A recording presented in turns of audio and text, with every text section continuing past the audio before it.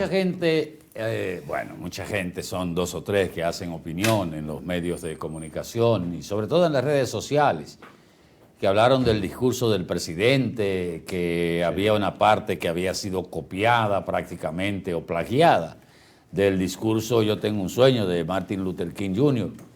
Y la verdad es que me puse a ver, a leer el discurso de Martin Luther King Jr. y lo que pues, fue el cierre del discurso del presidente. Y, señores, eso es ganas de joder la paciencia.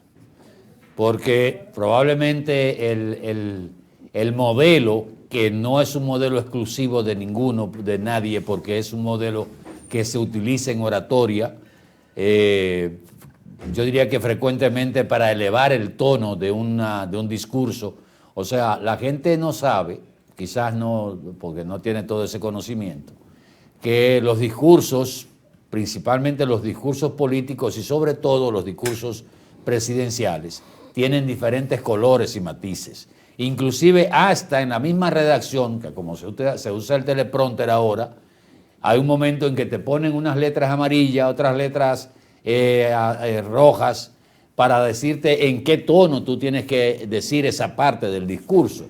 Y una de las partes más de cierre, de aplauso, fue justamente esa última parte del presidente, y cuando trató el caso de Venezuela, que ahora están cuestionando que si ese era el escenario ideal para que el presidente se refiriera a la situación que está atravesando Venezuela. A mí me parece el escenario ideal, totalmente de acuerdo. ¿Por qué? Porque ahí esa referencia a la situación de Venezuela iba a tener una repercusión mucho mayor con la presencia ahí de todos los presidentes, jefes de gobierno, príncipe heredero y rey, como estaba el rey Felipe ahí, tenía una mayor preponderancia. Y fíjense que salió una declaración conjunta, no solo de los presidentes presentes en la juramentación del presidente Balaguer, sino una declaración de todos los países, incluyendo países de Europa y Estados Unidos, respaldando el llamado que hizo el mismo presidente para que se muestren los votos, las actas de los votos en Venezuela. Y el presidente, yo no encuentro que haya salido de un escenario como este para dedicarse a hacer una alusión a la situación de Venezuela, reiterando el compromiso de la República Dominicana con la democracia en cualquier país del mundo y frente a quien sea. Y hoy escuchaba en la mañana a gente en los medios de radio cuestionando si ese era el escenario, si debió hacerlo en otro escenario. ¿Cuál es la diferencia? Yo creo que este mismo escenario era ideal para hacer esa referencia y fijar la posición. Y más delante de tantos dirigentes mundiales que estaban en ese momento. Pero sobre lo del parecido del discurso, en esa última parte del discurso Yo tengo un sueño de Martin Luther King Jr., no le vi ninguna coincidencia, como apareció un genio ahí de las redes sociales, diciendo miren aquí y vean esto, que aquí fue, que donde tenía un sueño de ver, como decía Luther King Jr., el sueño de ver a mis hijos, mis 5 hijos, crecer en una patria, en una nación de la mano de los niños blancos. O sea, que el presidente mencionó la loma de Montecristi y el valle de qué sé yo qué, y que le cambió esto, señor. La verdad es que son tan estúpidos. Y hay mucha gente que se puso a correr la bola con eso. Y miren, el presidente copió o Bergochea, le escribió el discurso y le plagió a Martin Luther King. Y lo peor es que la gente le hace caso a una estupidez de esa naturaleza. Imagínense usted. Asimismo también el expresidente Leonel Fernández y presidente del partido Fuerza del Pueblo se hizo referencia específicamente al planteamiento del presidente Abinader en su discurso sobre independizar al Ministerio Público y la selección del Procurador General de la República, y aseguró que el presidente Abinader está confundiendo las competencias y atribuciones del Procurador General con las del Ministerio Público, ya que según destacó el Ministerio Público es totalmente independiente. También dijo él, con su expresión, dijo: presidente, entienda de una vez por todas que el Ministerio Público es independiente, y precisó que el artículo 10 de la Constitución, el cual así lo establece debido a que otorga autonomía funcional, administrativa y presupuestaria. Además que este órgano desarrollará sus funciones con independencia funcional. También habló del discurso como pretencioso y presumido. También dijo que iba a seguir hablando acerca de otros temas, porque supuestamente el discurso no le gustó la participación del presidente Luis Abinader, pero no dio detalles sobre esto. Esto fue en su alocución que él hace de la voz del pueblo, que es la forma que pero se un presenta. asunto de semántica. Sí. Mira, esta tarde se entregó el proyecto de ley de convocatoria para la modificación constitucional. Para que la gente entienda cuál es el procedimiento. O sea, no es convocar primero hay que elaborar una ley de convocatoria para la Asamblea Nacional para modificar la Constitución de la República. En esa ley debe estar contemplado, aparte de la convocatoria a la Asamblea Nacional, lo que se va a modificar de la Constitución de la República. O sea, siempre ha venido la discusión de que a la hora de constituir la Asamblea Nacional, esta es soberana y que podría incluir algún otro artículo o variar lo que es la convocatoria, lo que contiene la ley de convocatoria para modificar la Constitución. Y eso ha quedado claramente establecida que no se puede, porque la Asamblea Nacional, a pesar de ser soberana, fue convocada para tales fines. Y todavía hay gente especulando de que el presidente puede proponer que tiene un candado él para no ir en otras futuras elecciones, y que es una trampa, y que los legisladores constituidos en Asamblea Nacional o Asamblea Revisora pueden modificar el orden. Eso está, aunque se ha debatido mucho, está claramente establecido que la convocatoria y los puntos a modificar están dentro de esa ley de convocatoria de la Asamblea Nacional, pero siguen fuñendo con eso. Y esta tarde se entregó el proyecto. Ahora, a mí en lo personal me hubiese gustado que durara un tiempecito más fuera del Congreso, para que se pudiera socializar aún más con sectores que podrían aportar nuevas ideas. Y yo creo que el mismo presidente Fernández, que habla de que él se opone a la modificación constitucional, la Constitución del año 2010, que fue la que se elaboró con un proceso largo de consultas y eso, porque todo fue prácticamente una nueva Constitución, no fue una modificación constitucional, fue una nueva Constitución que se votó en el año 2010.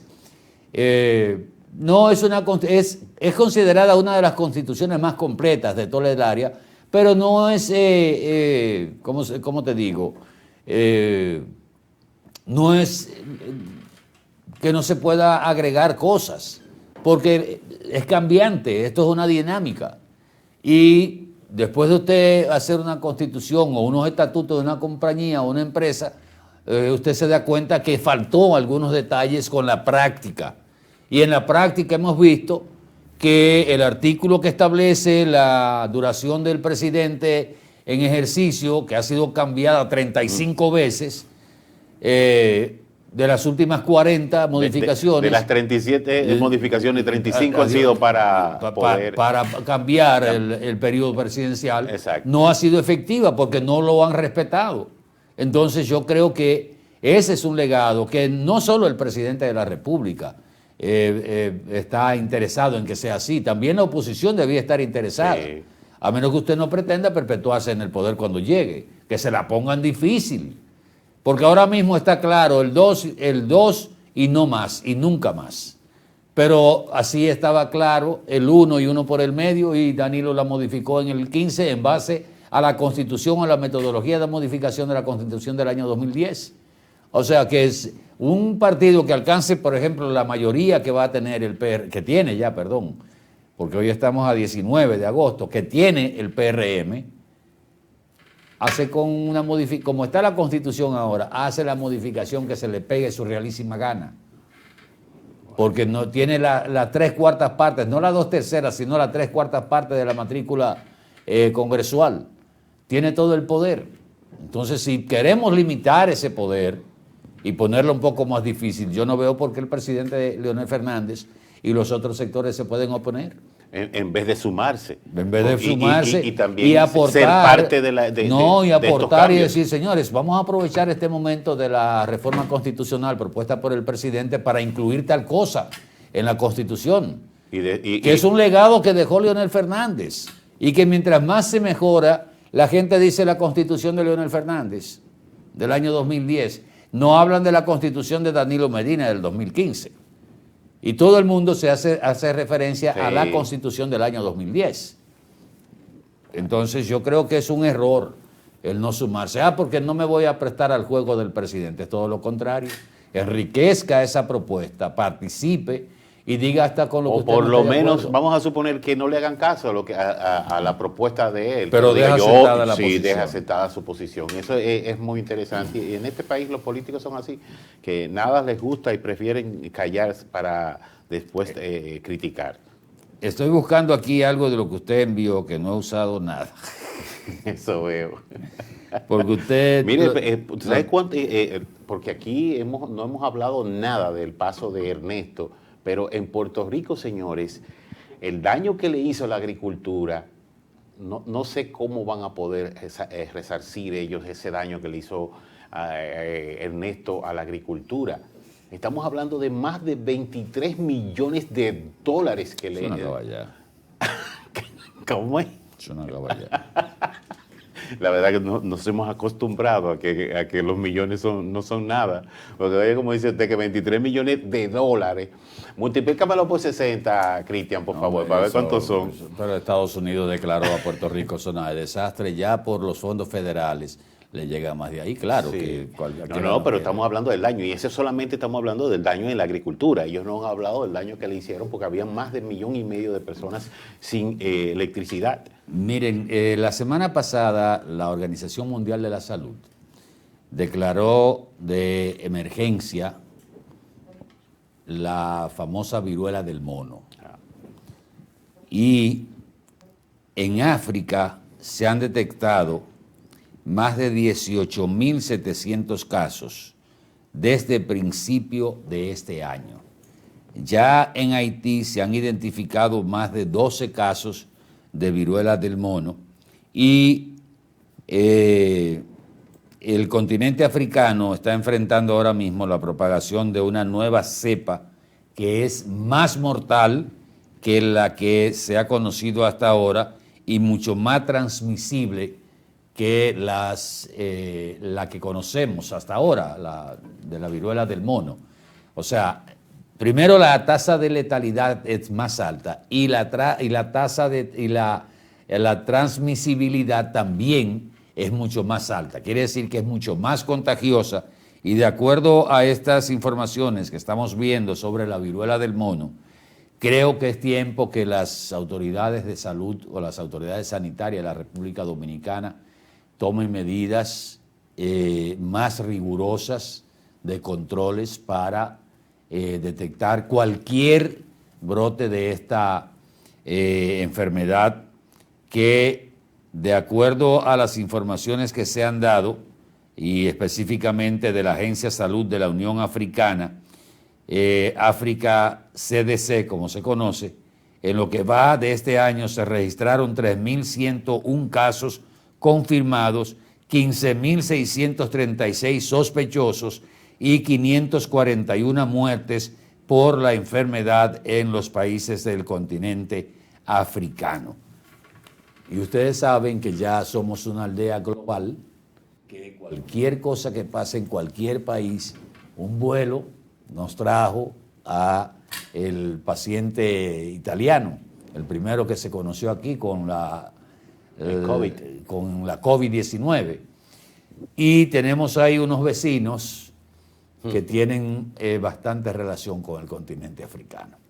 Sí. Vamos a una pausa, jóvenes, venimos en un momentito. Quédense con nosotros.